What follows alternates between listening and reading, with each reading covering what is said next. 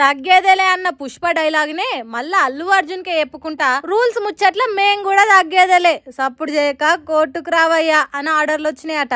అసలు ముచ్చట ఏంటిదంటే పుష్ప 2 సినిమా రిలీజ్ అప్పుడు ఆర్టీసీ క్రాస్ రోడ్లున్న సంధ్య థియేటర్ కాడ తొక్కిస్లాట్ అయిన కేసుల అల్లు అర్జున్ మీద కేసు పడి అరెస్ట్ అయ్యి ఆఖరికి ఓ రోజు జైల్లో కూడా ఉండి బయటకు వచ్చిండు. ఆ కేసు విచారణే ఈ సోమవారం నాడు ఉంటది, మీరంతా రావాలని నాంపల్లి కోర్టు ఆ కేసుల నిందితులుగా ఉన్న 19 మందికి సమన్లు జారీ చేసింది. అల్లు అర్జున్ ఉండి నాకు ముంబైలో మూవీ షూటింగ్ ఉంది కాబట్టి ఆన్లైన్ విచారణకు హాజరైతా అని అల్లు అర్జున్ అడిగితే కోర్టు కొట్టేసిందట. అవన్నీ కుదిరాయి, ఆన్లైన్ విచారణ కుదరది, అల్లు అర్జున్ కోర్టుకు రావాల్సిందని గట్టిగా చెప్పిందట కోర్టు. దాంతోని సోమవారం నాడు ఐకాన్ స్టార్ అన్ని షూటింగ్లు మీటింగ్లు పక్కన పెట్టుకుని పక్క హాజరేసుకోవాల్సింది. కానీ పుష్ప సినిమాతోని నేషనల్ క్రేజ్ కమాయించుకునుడే కాకుండా కేసులు కూడా ఎన్కేసుకోవాల్సి వచ్చింది అల్లు అర్జున్. ఇప్పుడు సోమవారం నాడు హాజరు పడాలనే వరకల్లా ఎన్ని వాయిదాలు పడుతుందో ఎన్నటికి ఏం తేలుతుందో అని అల్లు ఫ్యాన్స్ అంతా ఆగమైతుర్రు. ఇంకో దిక్కు ఈ కేసు ముచ్చట్లింటున్న తెలంగాణ పబ్లిక్ ఉండి అంత పెద్ద పాన్ ఇండియా స్టార్ నే ఆలస్యం చేయకుండా అరెస్ట్ చేసి లోపటేసిరు కదా, మరి పోక్సో కేసులో మాత్రం ఓ నిందితుని పట్టుకునే తందుకు